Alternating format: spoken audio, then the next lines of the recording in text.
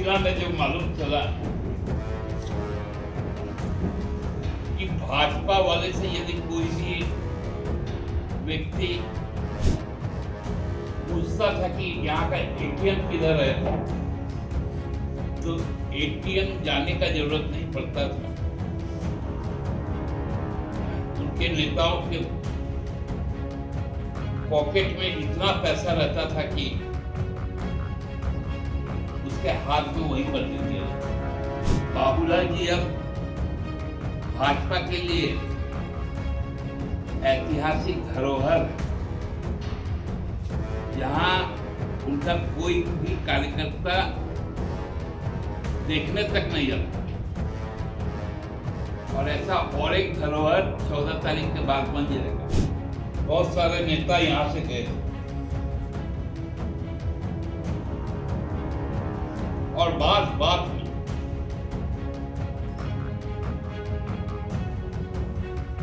लोगों को भ्रमित कर रहे थे। उसका करारा जवाब इन लोगों को मिल गया है। हमको लगता है कि 14 तारीख के बाद अब भारतीय जनता पार्टी को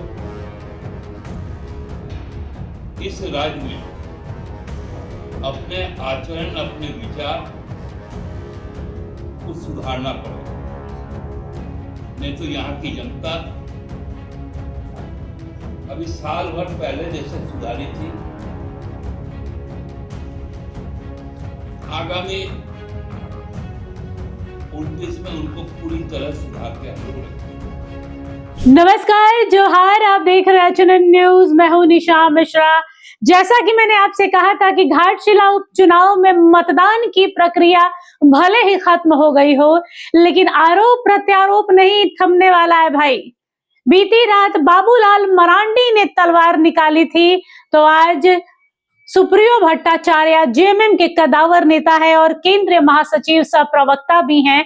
उन्होंने भी अब तलवार निकाल ली है कि भाई तुम छोड़ोगे नहीं तो हम काहे छोड़े तुमको।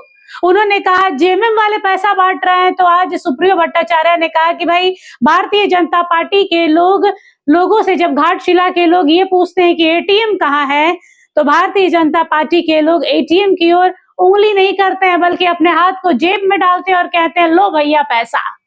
पैसा ही पैसा है भारतीय जनता पार्टी के पास। सुप्रियो भट्टाचार्य ने कहा है कि यहाँ पर जेएमएम को पूरा भरोसा है कि घाटशिला की जनता ने जो 74% मतदान किया है वो जेएमएम के लिए ही किया है, क्योंकि घाटशिला की जो जनता, उन्हें विश्वास है जेएमएम पर।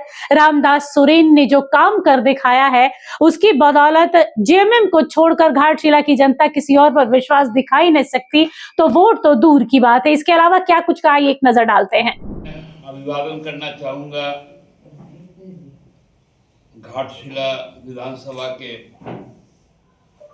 प्रबुद्ध मतदाता मंडल को, जो इतनी बड़ी संख्या में लोगों ने उपचुनाव में सामने आकर अपना जनादेश दिया, अपना फैसला सुनाया। हमको लगता है कि पूरे भारत में आज तक के जितने भी उपचुनाव हुए उसमें सर्वाधिक मतदान का रिकॉर्ड घाटशिला ने कायम किया। यह चुनाव बड़ा निर्णायक उपचुनाव था, जहां एक तरफ 6 जिसमें 5 एक्स चीफ मिनिस्टर, पूर्व मुख्यमंत्री, एक वर्तमान मुख्यमंत्री उड़ीसा के, और उसके खिलाफ हमारा एक मुख्यमंत्री, उनके लगभग 6 वर्षों का कार्यकाल, रामदास साहब का घाटशिला के साथ एक आत्मीय संबंध, गुरुजी के प्रति आस्था और उनको अर्पित श्रद्धांजलि, और सकारात्मक मुद्दों को लेकर जो हमने आगे बढ़ने का काम किया, वहां के विकास के लिए, खासकर शिक्षा के लिए,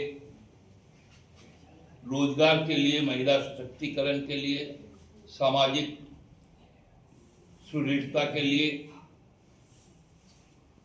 उसका प्रतिफल है कि हम घाटशिला को एक बड़े अंतर से हम चुनाव जीतने जा रहे हैं। कई तरह की भ्रांतियां वहां फैलाई गई, कई तरह से चीजों को मोड़ने का प्रयास किया गया। भाजपा द्वारा अनर्गल बातें कही गई,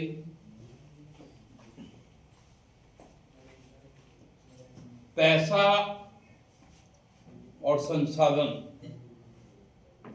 जिस प्रकार से भाजपा द्वारा वहां पर खर्च किया गया वह अभूतपूर्व है।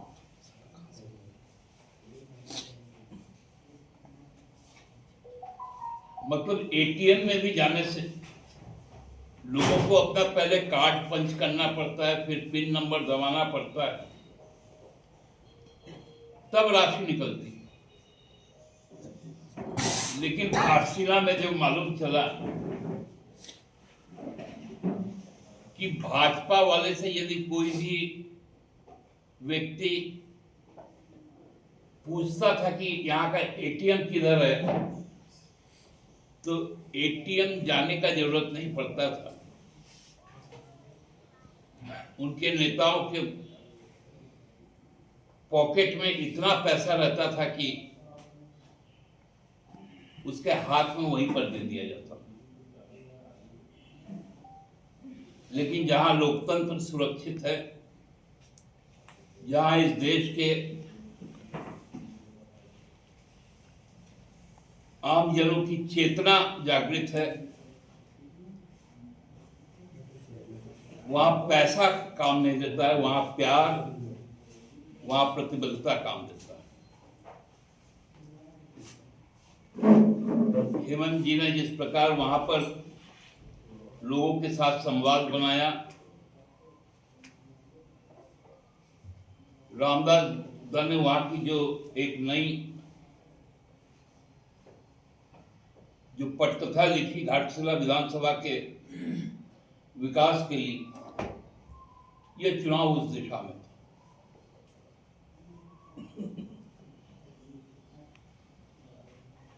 बहुत सारे नेता यहां से गए थे और बात बात में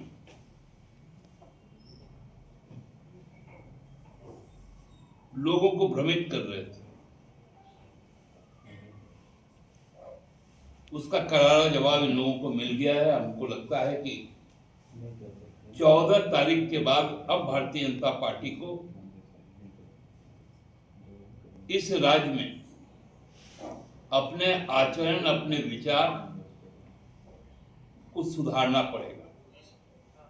नहीं तो यहाँ की जनता अभी साल भर पहले जैसे सुधारी थी, आगामी 29 में उनको पूरी तरह सुधार के हम लोग रख देंगे। कौन आदमी जो वहां का मतदाता नहीं है? अरे पूरा झारखंड हमारा है, हमको बाहर से लोग थोड़ी बुलाना पड़ता है। झारखंड हमारा है और जो चुनाव आयोग का जो परिधि है उसका पूर्ण रूप से हम लोग पालन करते हैं।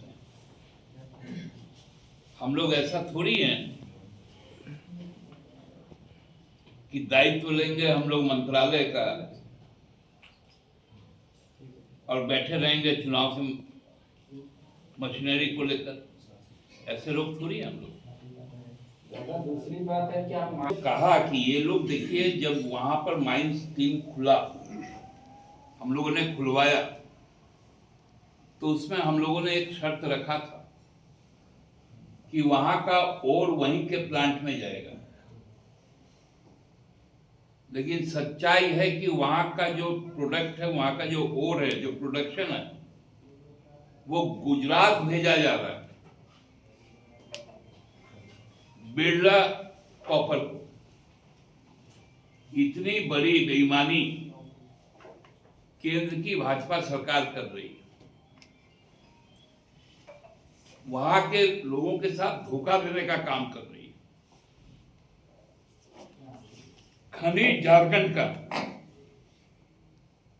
और वो परिष्कृत हो रहा है। जहां पर फैक्ट्री लगा हुआ है वर्ल्ड क्लास फैक्ट्री है, जो ब्रिटिश काल में बना था आईसीसी, बाद में HCL हुआ। उस फैक्ट्री को नहीं देकर वो बिरला कॉपर को जा रहा है उड़ीसा में। इतनी बेईमानी आज तक कोई सरकार ने नहीं किया जो एनडीए सरकार कर रही है हम लोगों के साथ। बाबूलाल जी अपने इतिहास में दर्द है। बाबूलाल जी अब भाजपा के लिए ऐतिहासिक धरोहर है, जहां उनका कोई भी कार्यकर्ता देखने तक नहीं जाता। और ऐसा और एक धरोहर 14 तारीख के बाद बन जाएगा। तो इसलिए अब आप लोग किस प्रकार से, क्योंकि नेता प्रतिपक्ष हैं, इसलिए तो संवैधानिक तौर पे हम लोग उनकी बात को सुनते हैं, लेकिन समझ में नहीं आता है कि उनकी बातों के पीछे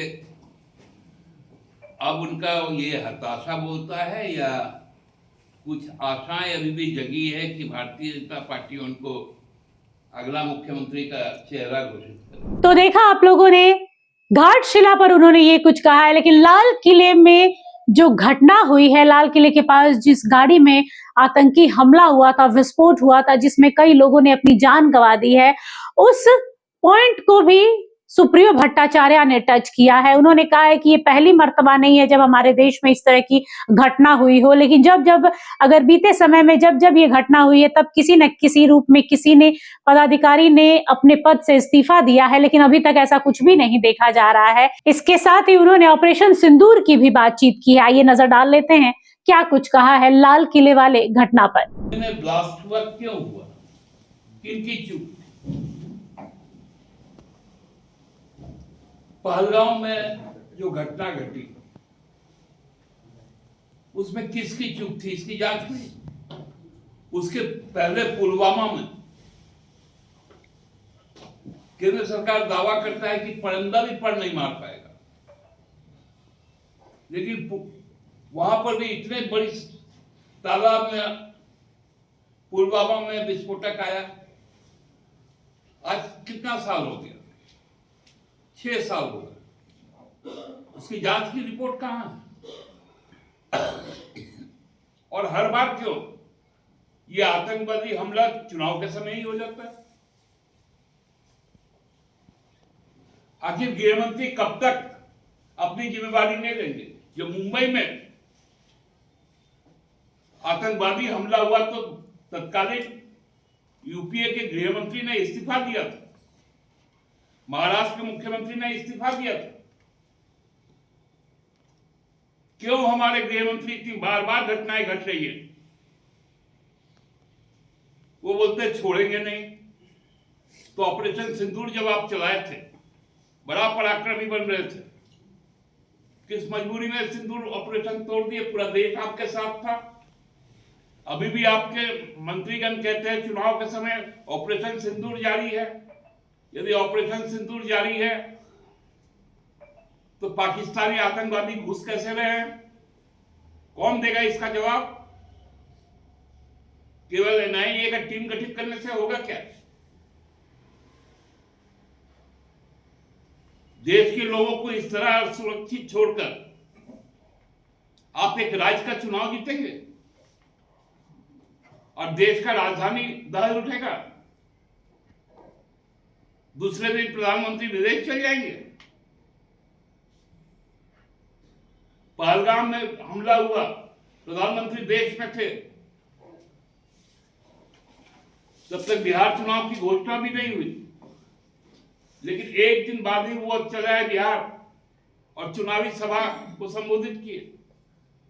और वहां बोले हम इसका बदला लेंगे।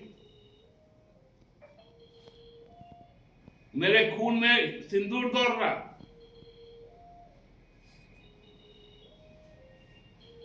हमको लगता है कि देश ने एक बहुत कमजोर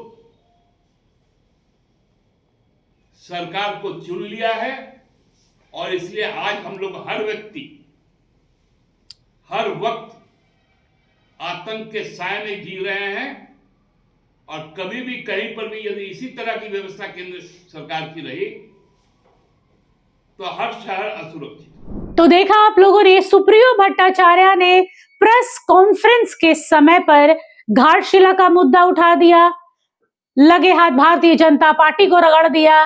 तो वहीं दूसरी ओर लाल किले में हुई इस आतंकी हमले की भी निंदा की, साथ ही भारतीय जनता पार्टी और केंद्र सरकार को आड़े हाथों भी लिया, ऑपरेशन सिंदूर पर भी बातचीत की। यानी एक ही तीर से कई निशाने साधे हैं सुप्रियो भट्टाचार्य ने।